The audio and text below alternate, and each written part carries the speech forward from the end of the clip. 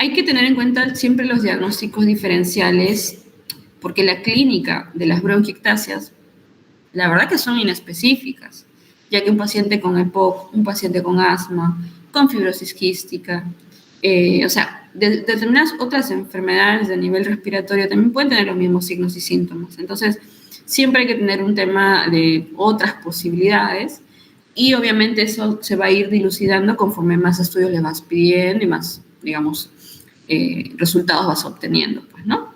Entonces, siempre hay que tener esto presente.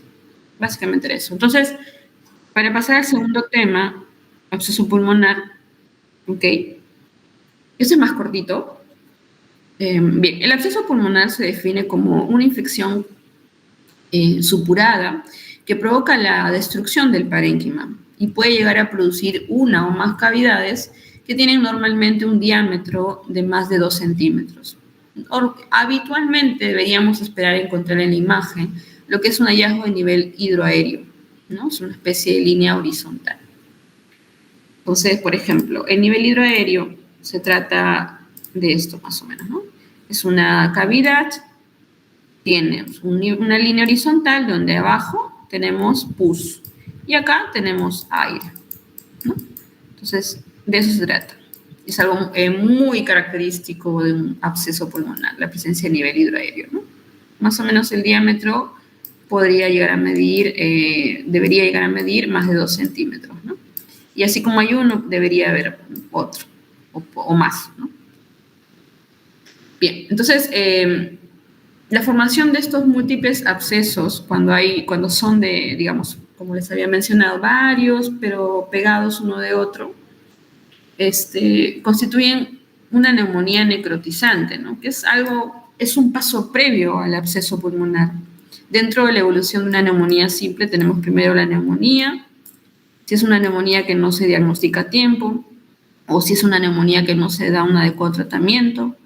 La neumonía tiene complicaciones, ¿no? Dentro de ello, en el desarrollo podemos hacer neumonía necrotizante, quiere decir que se hace una especie de necrosis coagulativa dentro de ese tejido inflamado con bacterias, ¿no? Entonces puede ser una neumonía necrotizante.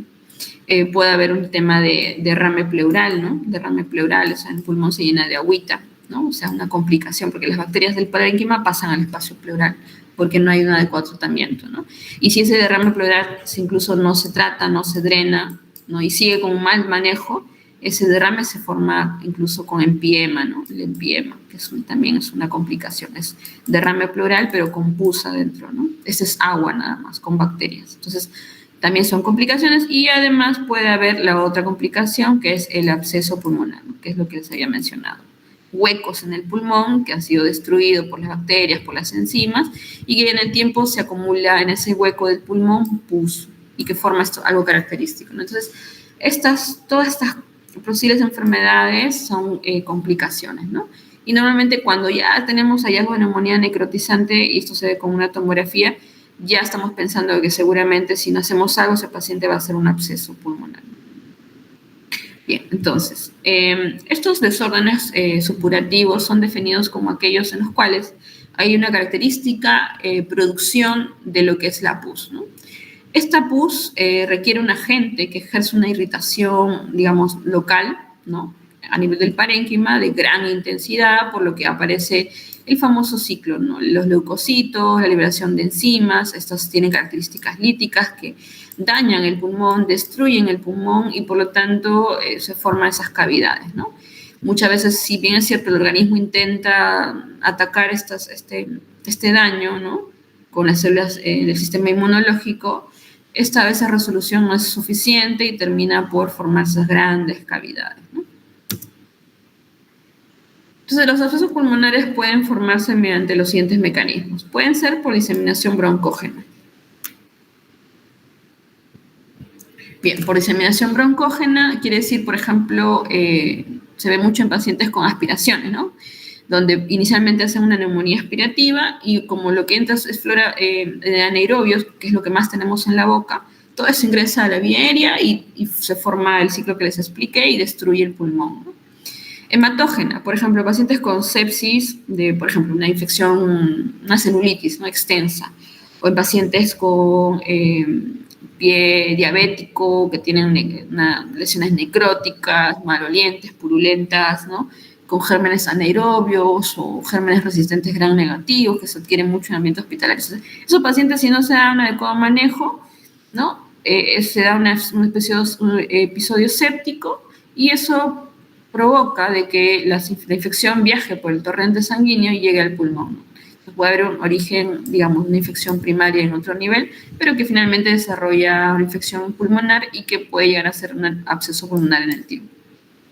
La misma neumonía necrotizante, que es un paso previo, o cuando se da traumatismo, ¿no? Por ejemplo, los que tienen accidentes automovilísticos, ¿no? A veces en carreteras, cuyo ayuda demora en llegar, entonces llegan con ruptura de costillas, con hemotórax, con presencia neumotora o hidroneumotórasis. Obviamente el ingreso de gérmenes del ambiente del exterior, ¿no?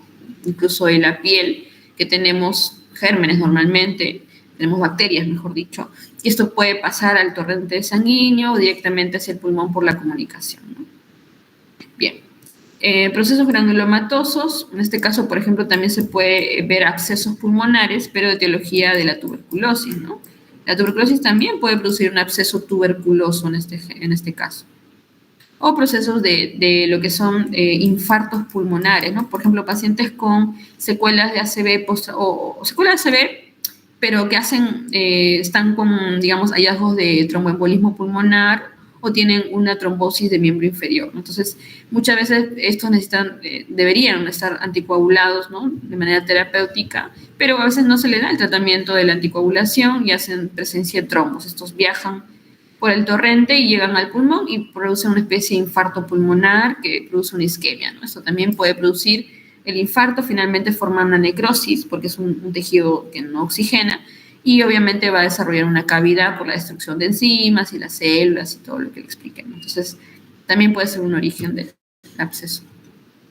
Entonces, como ya había adelantado, la broncoaspiración puede llegar a ser lo más importante, ¿no? Dentro de los factores de riesgo, ¿no?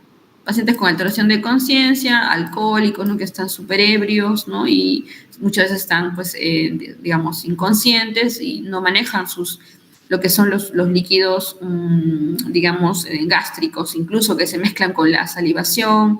Son normalmente pacientes que no tienen una adecuada higiene dental, ¿no? Entonces tienen muchas bacterias y todo eso ingresa a la vía aérea y puede llegar a producir en el tiempo el absceso pulmonar, ¿no? La ACV, como les mencioné, pacientes que están con anestesia general, ¿no? Que pierden sus mecanismos voluntarios y evidentemente pueden aspirarse y producir estos abscesos en el tiempo, ¿no? O aquellos que convulsionan, con antecedente de epilepsia, que también igual tiene que ver con un tema de neurológico, ¿no? Ya que digamos, el mecanismo inicial del centro respiratorio, el centro ventilatorio está en el sistema nervioso central, ¿no? A nivel del tronco encefálico. Entonces, también, ¿no? Shock, enfermedades severas, que están con sepsis, que altera la conciencia, ¿no? A nivel también de obstrucciones, tenemos pacientes que tienen tumores endobronquiales que obstruyen la vía aérea y en el tiempo esa obstrucción genera, ¿no? La inflamación, genera inicialmente bronquiectasias, las bronquiectasias se hacen difusas, estas contagian de más bacterias al resto del parénquima sano y se produce el proceso infeccioso, el inflamatorio lítico que va destruyendo y formando cavidades cada vez más grandes, ¿no? Pacientes que han sido sometidos, por ejemplo, se hace mucho lo que son colocación de tubos endopleurales, ¿no? Para cuando hacen empiemas o derrames pleurales masivos, hay que drenar el líquido, para eso se ponen catéteres en el pulmón, ¿no? Para drenar el agua en un frasco grande, para que se vaya llenando toda esa agua que está acá. Pero a veces cuando la técnica no es adecuada, pues, se puede, y además de la técnica no adecuada, mala higiene de quien hace el procedimiento, ¿no? No se lava las manos, no se calza bien los guantes, y todas esas bacterias ingresan, ¿no? Porque a veces uno cuando ingresa puede penetrar un poco el pulmoncito y eso va a producir la presencia del absceso, ¿no? El reflejo glótico, ¿no? Los pacientes con alteraciones de la conciencia por ACV, por ejemplo, ya no tienen el reflejo de la tos, lo tienen abolido, ellos no tosen, entonces fácilmente se aspiran, ¿no? Recuerden que la tos es un reflejo involuntario, mecanismo de defensa cuando quiere ingresar sustancias en este caso, a la vía aérea, ¿no? Bien. Enfermedades periodontales, ¿no? Abscesos dentales, mala higiene dental, como ya lo había mencionado, o infección en otros lugares, ¿no? Entonces, la etiopatogenia el mecanismo más importante es la aspiración de contenidos de vía aérea superior. Es el mecanismo más frecuente implicado en el absceso. Los factores de riesgo a nivel dental, consumo de alcohol, atragantamiento, trastornos esofágicos, compromiso neurológico, o si tiene infección en otros lugares que tenga una siembra hematógena hacia el pulmón. Normalmente hablamos de gérmenes, es una infección polimicrobiana, ¿no? Son infecciones mixtas en las que participan comúnmente gérmenes anaerobios, ¿no? Así aerobios también, pero predominan los gérmenes anaerobios. Esta es un poco de la lista de los posibles gérmenes más frecuentes, pero no esperen encontrar pues algo. Incluso pueden tener cultivos que no crezca nada, ¿no? Pero por tomografía, por clínica, por historia, por factores de riesgo, yo digo, no, esto es un absceso.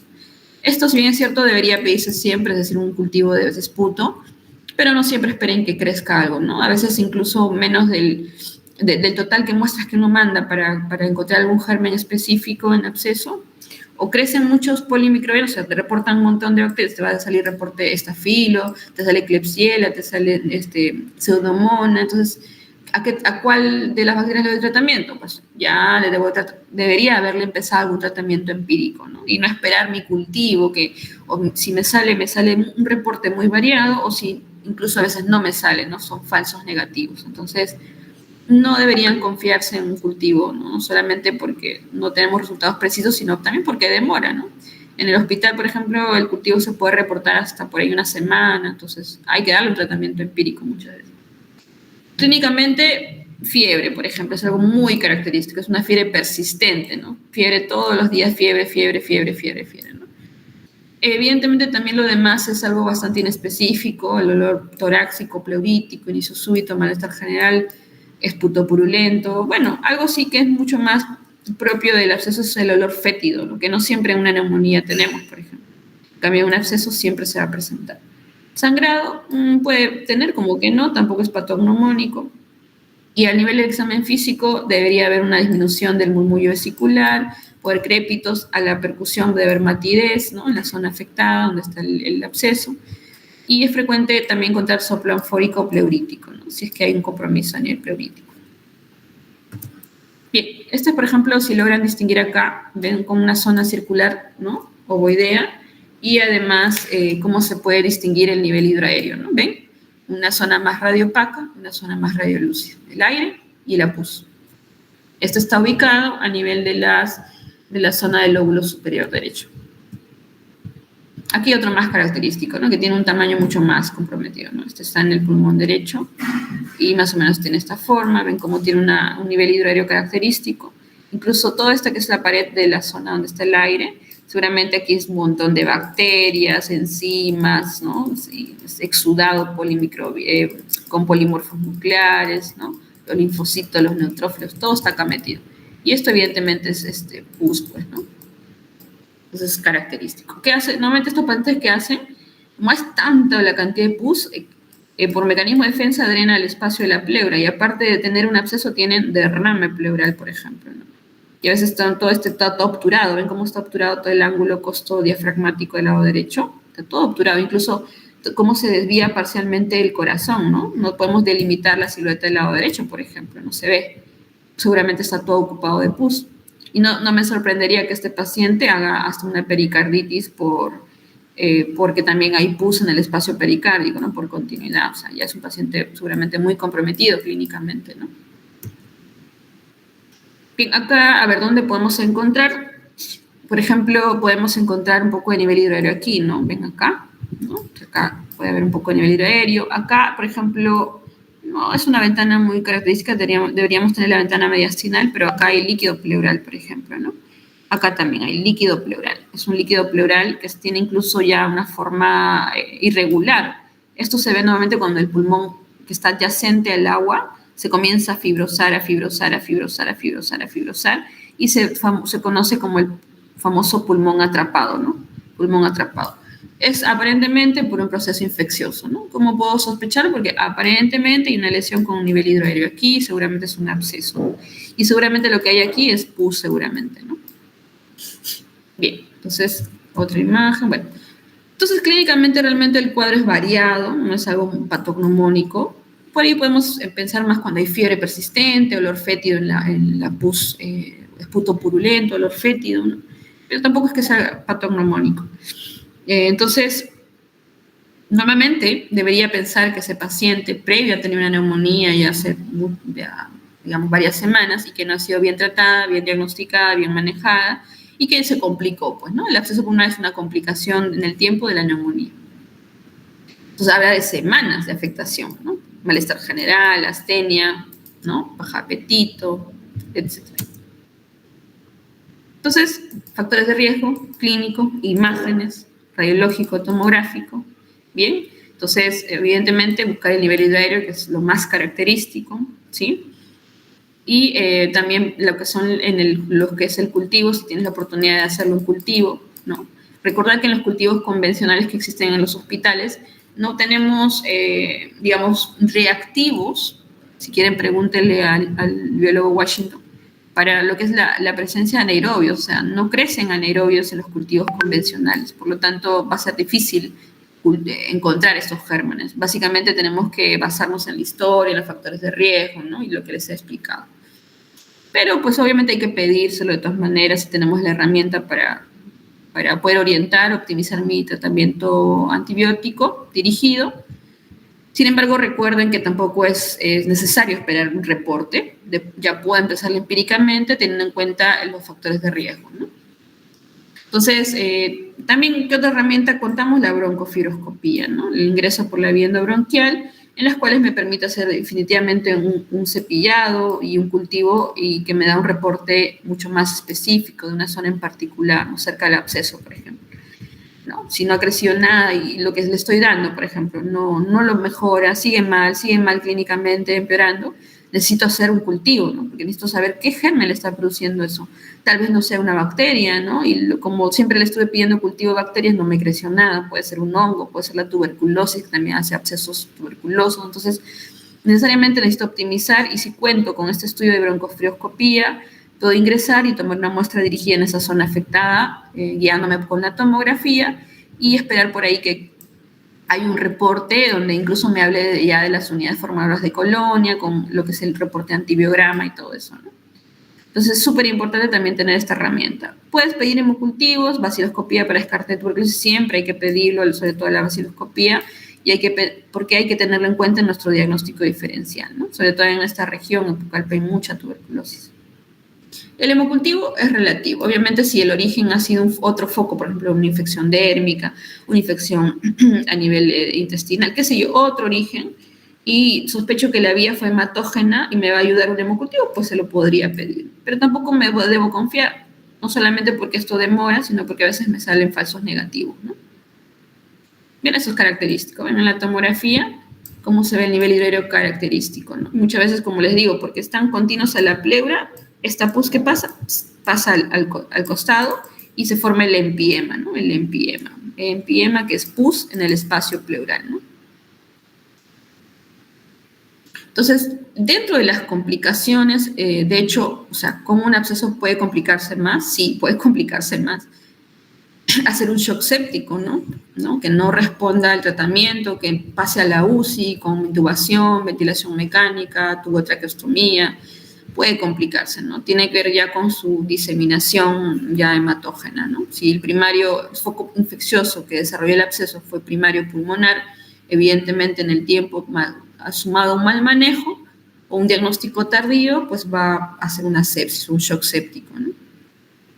Entonces, es importante tenerlo en cuenta y el famoso empiema que les expliqué por la continuidad, ¿no? Se complica, pasa al espacio pleural y no solamente infecciona el pulmón, sino también en la pleura.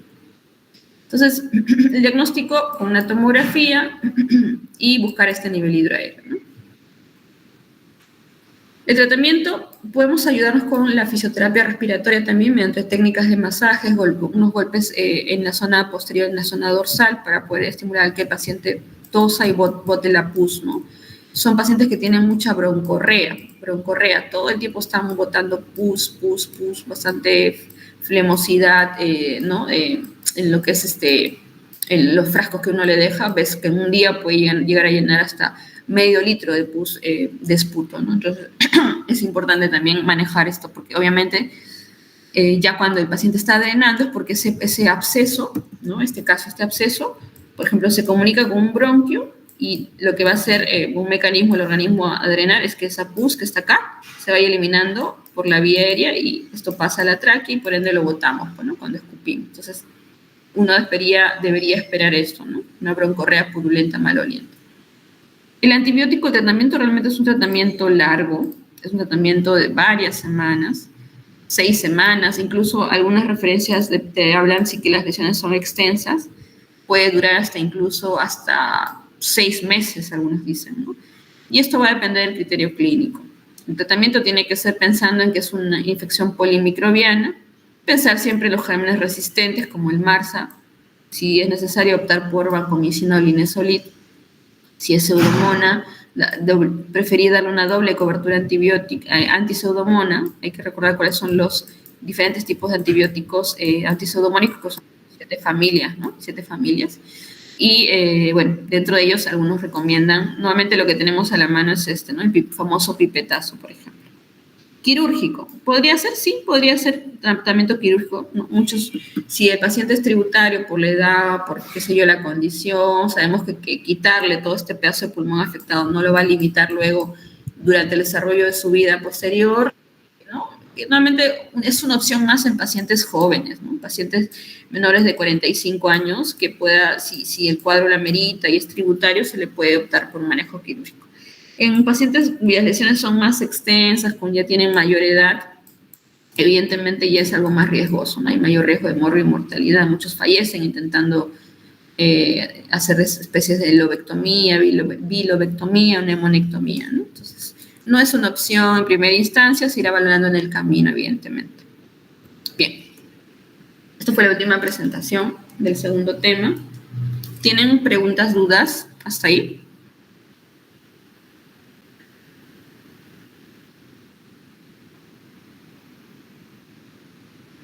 Al parecer no, doctora. Ok, entonces ahora te paso la presentación para que lo compartas.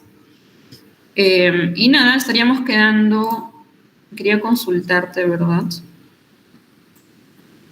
Sí.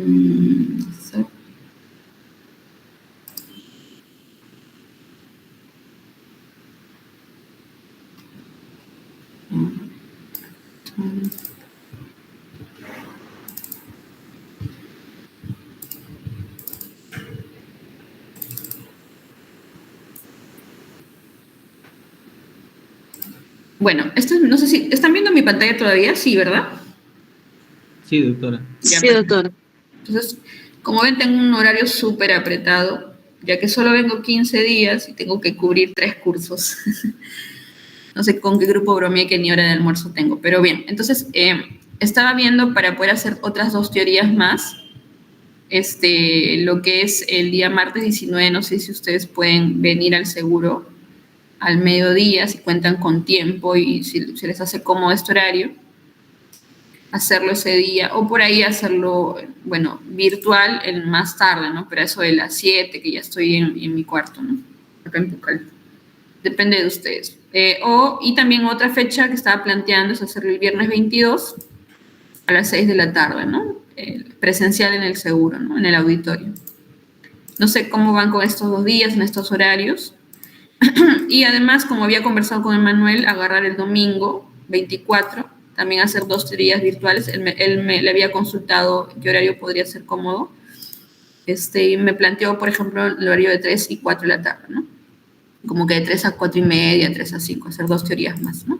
Entonces, es una propuesta, evidentemente también depende de ustedes, que si se les acomoda y no hay problema, y me avisan, pues, ¿no? Entonces acá voy a poner, puede ser aquí en presencial al mediodía o virtual, pero ya más tarde, ¿no? 7 a 8, por ejemplo. Depende de ustedes. Acá creo que toca tuberculosis pleural, me parece que aquí toca micosis, si no me equivoco. Pero ya prácticamente estaríamos casi acabando en esta semana que viene el 90% de las teorías, creo que ahí nos faltaría una más nada más, que podemos hacerla en esta semana, en la otra siguiente semana, que tengo también mayor disponibilidad, ¿no? Por ahí el lunes 25, porque veo que en el syllabus tienen como fecha de examen el viernes 29, por ejemplo, de noviembre, ¿cierto?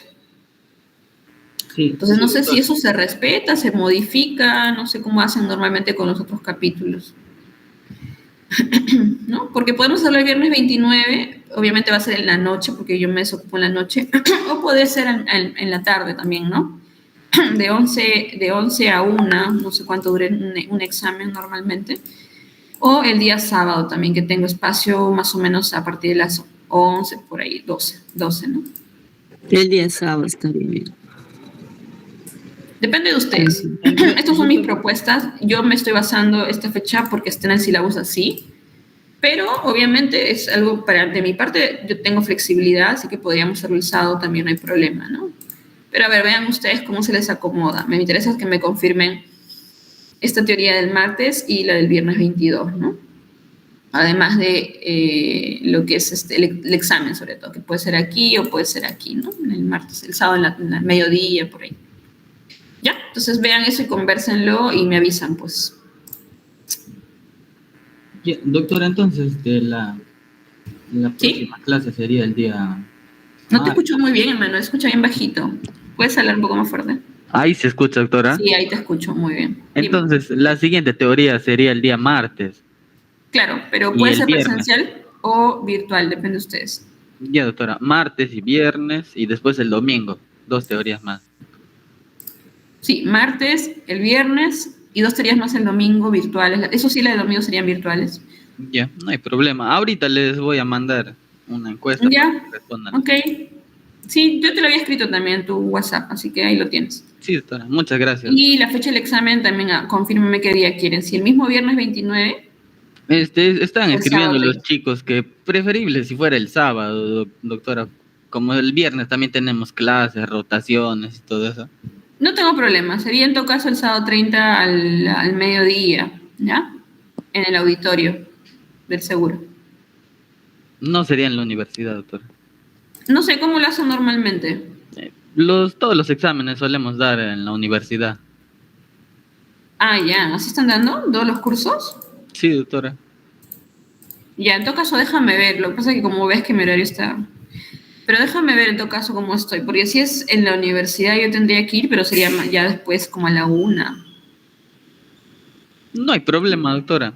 El sábado pudiera ser el sábado 30. Ya, en todo caso déjame conversar con el doctor Faustor, ya, para ver esto, pero bueno, ya si se les acomoda el 30, lo podemos pasar para el 30. Ya, estamos conversando entonces, Manuel, ¿ya?